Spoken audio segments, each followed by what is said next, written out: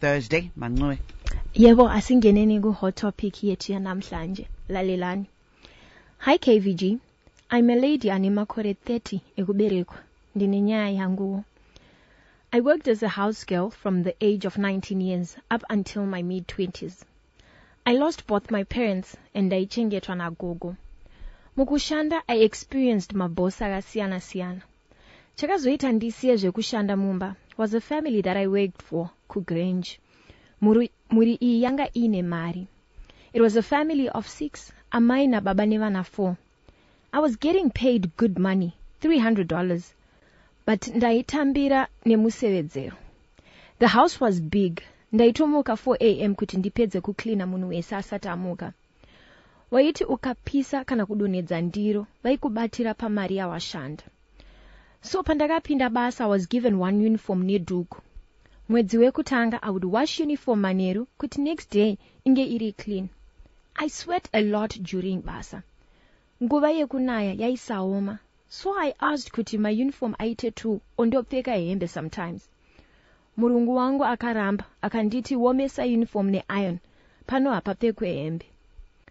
So zvinhu zvaindirwadza kuti ndisiye basa zvaisaita. I needed to support gogo vangu. So this one time, I ate sadza ranga rasara from the previous night, nema veggies. Chikafu chinoraswa pamba apa chakawanda. Usually ndaingokanyira imbwa, but this particular day, tanga tabika netsunga, and ndoida.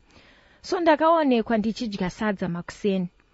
Madha vakapopota, saying, "Uchamwa tea, futi, watsindira chimunya chesechi." I apologized, saying, "It's better pane kuwesta tichirasa." She didn't say much. She took poto dze black dzia, the medium one, and boiled water ekubika sadza, nema veg kovu. Vapedza, she called me. Vapakura gomo resadza and asked me to eat. Ndipedze since ndichida kudya stereki. I tried kumbovaonesa kuti I wasn't trying to challenge her, but she insisted ndipedze sadza vakatarisa.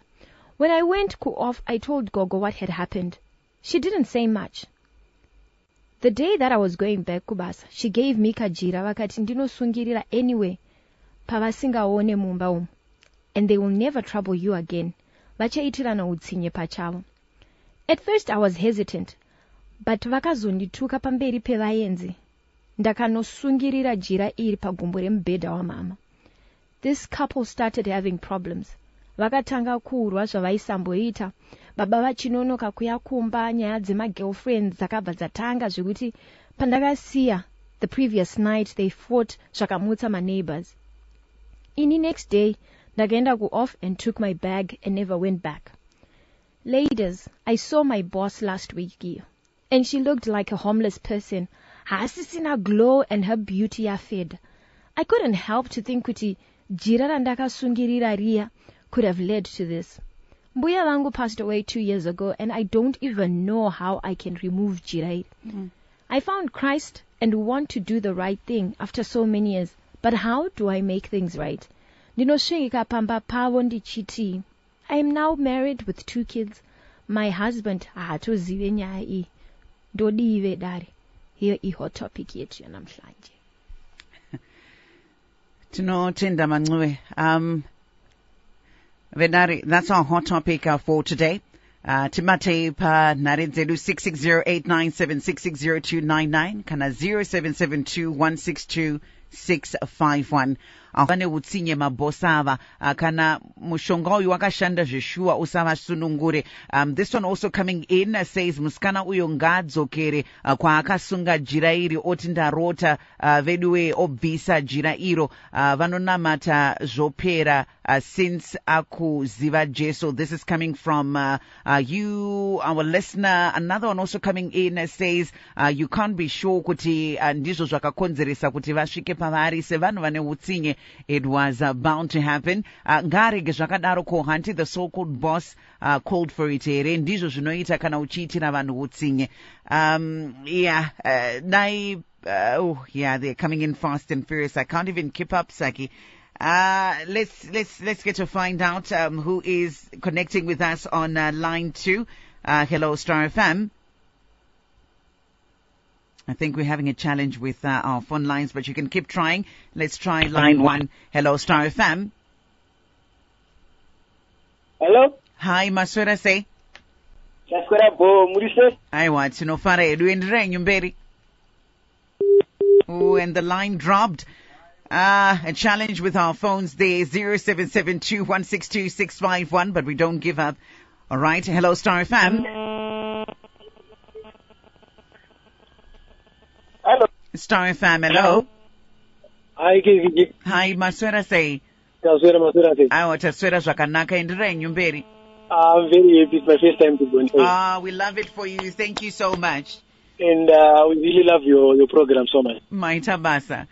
Yeah, but my contribution to this topic is when I know it's in vanorwadza.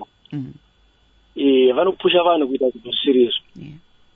Now zvakutadza kuribveseka because munhu unongoita utsinye. How can someone anenge akakumburwa naMwari kugara in those kind of areas, in those kind of monies, unonyima sadza wosvika pakubikira munhu sadza anyway umuti idya ndakatarisa. What does that mean? Inangu handibelieve zvemutombo nezvechi, but I don't know what you can do kuti zvigadzirisike, but havana vanotsinyika vanofana kungoona life ichizovaomerawo at some point.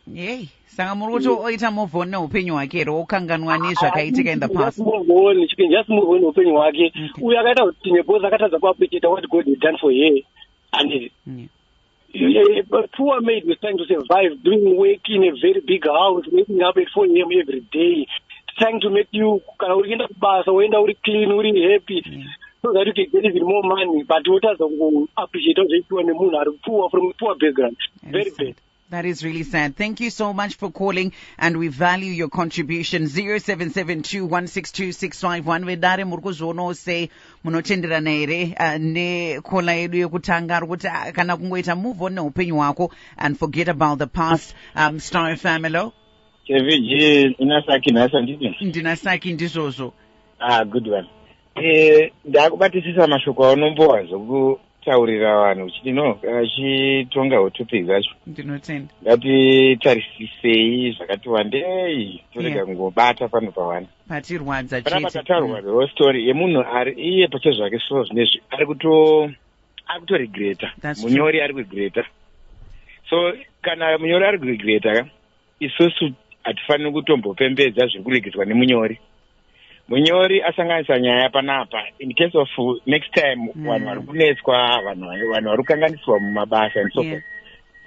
Nezuro tatine topic iyo yatakateerera inoratidza kuti you cannot correct a wrong with a wrong. Handidya pakanganiswa iwe uda kutowedzera kukanganisawo nekuda kugadzirisa zvinhu zvakanganiswa. Tikatarisa panapa utsinye hwaitaurwa uyu neutsinye hwekuzoita zvisingaoneki takuzoweya pascale ndiani aita utsinye hwakapfuura humwe. So let's be reminded kuti patutaura nyaya kuti utsinye hazvinei kuti akatanga ndiani utsinye akaita earlier neakaita later. Ende zvekuti wakazviitirei utsinye zvisinei kuti wakahuita as a result of kana kuti wakakonzereswa nani. Utsinye. Saka vese vanhu tu ava vakaita utsinye. Kana uchiweya manje kuti zvazviri necessary here kusungira tumachira and other stuff. Uchiona kuti sometimes unochiona kuti hapana zviri kujustify kusungira machira. Anyway, inini personally zvangu handikubabhiliva zvekuti machira aya nezvaakashanda. Machira aishanda kevhijika paine zvakawanda zvinoitika muupenyu hwevanhu. Dai nyika inoka iri dhibirisi chaiyo. Kana nesu tingadai tisiri pano. Nekuti machira vanhu vanawo ende vanosungirira matombo vanhu vanokanda. Zvakasiyana-siyana vanhu vanoita. Jira rake ngaasanyanya kufunga kuti ndo rakakonzeresa. Ende next time ngaasaite zvemachira izvozvo because zvinotomuconfusa. Tisa tataura kuti zvino akabatwa zvinhu zvisingaitika. Totanga kuona mupfungwa make disturbed. Atofunga kuti akaroya. Ndizvozvo. Iyo izvozvo kungoziva kuti ndakaroya izvozvo ndo zvine problem. Otherwise zvinotombonyatsa kushanda kana kuti zvakashanda ngatimbozvise paside. Saka the solution now ngaasiyane nazvo. Jira rake harina zvakamboshanda izvo. Ngaanamate zvaaringonamata. Zvokuchadzoka urabvisa jira tingati mubhedha ungagare 2 years usina kubviswa munhu asina kumbotsvairawo mubachona jira risina dhiri achibvisa. Kuda vakatoriona. pamwe rakabviswa though you are spiritually maybe chiri attached but ndiri kuti inini izvozvo zvazvo handifungi kuti ndizvo zvakakonzera